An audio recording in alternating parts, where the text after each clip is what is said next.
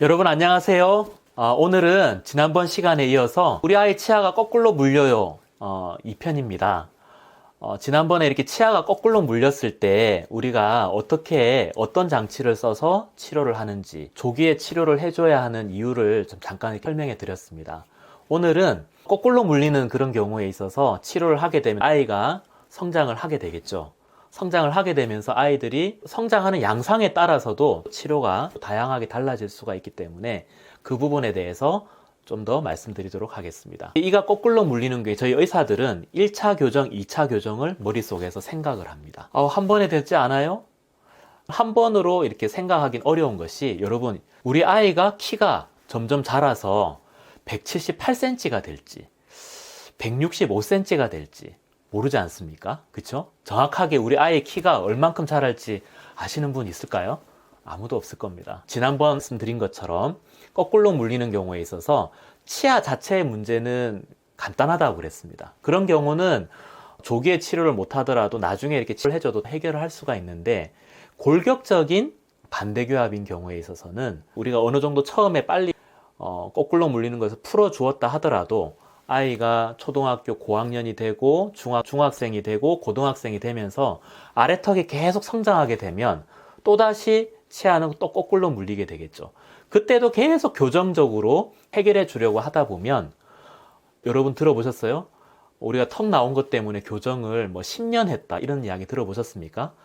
꼈다 뺐다 하는 그 가철식 교정 장치로부터 입안에 붙이는 장치, 계속 성장이 되면서 거꾸로 물리려고 하는 성질 때문에 계속 교정장치를 뗄 수가 없어서 학창시절 내내 교정장치를 달고 있는 경우가 있습니다. 그럼 아이도 굉장히 힘들고 나중에 그런 경우에 있어서는 얼굴도 예쁘지가 않습니다. 그래서 우리 1차 교정과 2차 교정을 나누는데요. 1차 교정은 일단은 이 거꾸로 물리는 거를 풀어주는 것을 1차 교정이라고 합니다. 그리고 일단 풀어주고 나서는 장치와 붙인 것을 다 제거하고 아이가 전니가 다 교환되고 어느 정도 성장이 될 때까지 기다립니다. 기다렸다가 연구치가 다 맹출하고 어느 정도 성장이 되면서 이 아이는 턱이 그렇게까지 많이 자랄 아이가 아니구나. 자, 그런데 연구치들이 좀 삐뚤삐뚤하면 장치를 붙여서 치아를 가지런하게 해주는 2차 교정을 해주는 것이고요. 만약에 이렇게 기다렸는데 턱이 정말 너무너무 많이 자라서 쭉 자라버린다. 그러면 나중에 성장이 완료됐을 때 우리가 교정을 하면서 턱 수술을 생각을 해 주어야 됩니다. 그래서 그때 2차 교정을 최종 결정하게 되는 것이죠. 지난번에 이렇게 말씀드린 것처럼 아래턱이 딱 봤을 때 아래턱이 많이 성장하고 있는 아동인 경우에 있어서는 다수 치아가 거꾸로 물린다든지, 그리고 특히 어금니 부분이 서로 거꾸로 물리는 이런 교합인 경우는 골격성인 경우가 많습니다. 이 아이가 턱이 감당할 수 없을 정도로 많이 자랄지, 어느 정도 자라다가 많이 안 자랄지 알 수 없기 때문에 어릴 때 왔을 때는 이 거꾸로 물리는 걸 풀어준다고 그랬죠. 그게 1차 교정이라고 그랬죠. 1차 교정을 통해서 입안에 이런 장치를 끼고 페이스 마스크 등을 이용을 해서 위턱의 성장을 촉진시켜서 거꾸로 물리는 것을 해결해 줍니다. 해결해 주고 나서 계속 그 장치를 붙이고 있는 것이 아니라 장치를 다 풀고 이제는 연구치가 맹출할 때까지, 그리고 어느 정도 성장이 되는지를 모니터하는 그 기간을 갖습니다. 그래서 장치 없이 우리가 6개월이나 1년에 한 번씩 아이의 성장을 체크하고 교합을 체크하는 것이죠. 거꾸로 물리는 것을 이렇게 해결하고 났을 때 어떤 아이들은 이렇게 거꾸로 물리는 걸 해결했는데 이렇게 보면 연구치가 이제 다 맹출을 했습니다. 그렇죠? 근데 이가 어때요? 좀 삐뚤삐뚤하고 좀 보기 싫죠? 그런데 이렇게 보면은 약간 입술이 좀 돌출된 것처럼 보입니다. 이런 경우에 있어서는 2차 교정을 진행을 하면서 삐뚤삐뚤한 것도 가지런하게 하고, 입이 좀 오히려 나왔다는 사람들은 발치 교정을 해서 예쁘게 이렇게 교정을 해주면 입을 이렇게 들어가게 할 수가 있습니다. 이런 식으로 2차 교정을 한다는 것이죠. 1차 교정을 하고 나서 2차 교정을 한다는 것이죠.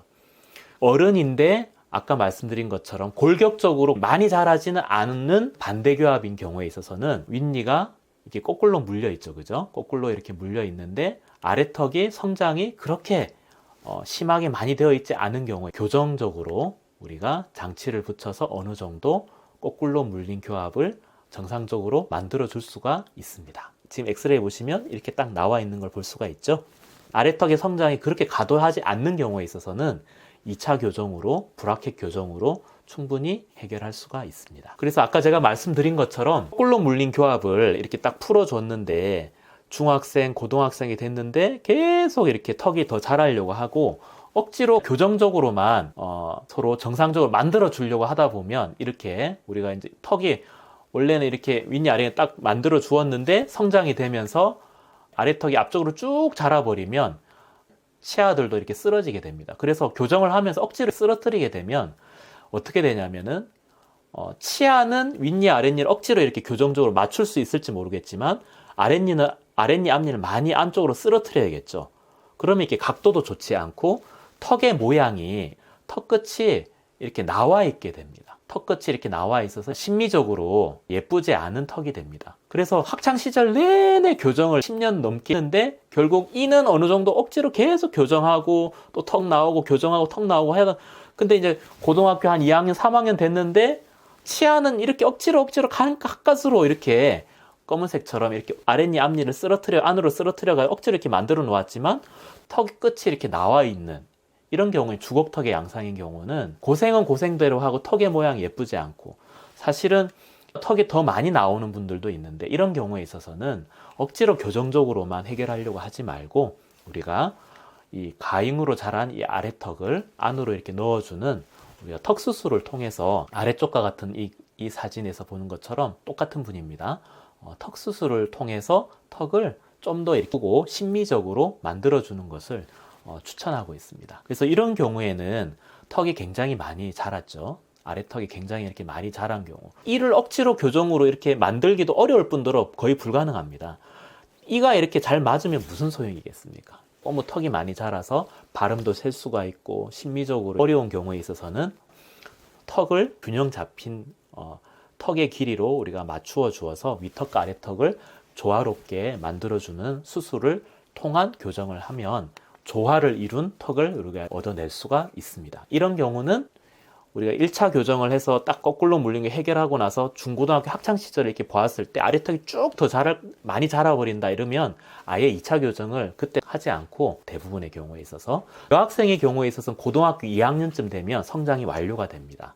남학생들은 여학생들보다 성장이 좀 뒤늦게 되는데 고등학교 3학년, 대학교까지도 성장이 되는데 성장이 어느 정도 완료되는 시점에 기다렸다가 수술을 전제로 하는 2차 교정을 하고 수술을 해서 이렇게 심미적인 턱을 얻어내는 것이 좋겠습니다.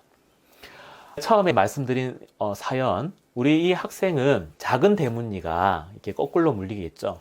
근데 이제 얼굴 사진을 보내와 주셨는데요. 얼핏 이렇게 딱 봤을 때 아래턱이 심하게 나와 보이진 않죠. 아래턱 끝이 심하게 나와 보이진 않고 또 큰 대문니는 거꾸로 물리지 않고 작은 대문니만 거꾸로 물리는 이런 경우는 사실 골격적인 요소라기보다는 어떤 치아의 자체적인 문제라고 볼 수 있습니다.